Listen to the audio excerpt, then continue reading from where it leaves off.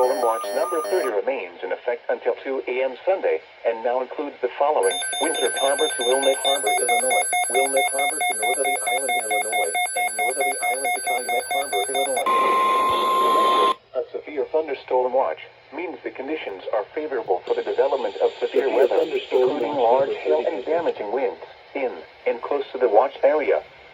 While severe weather may not be imminent, persons should remain alert for rapidly changing weather conditions and listen for later statements and possible warnings. Stay tuned to NOAA Weather Radio, commercial radio and television outlets, or internet sources for the latest severe weather information.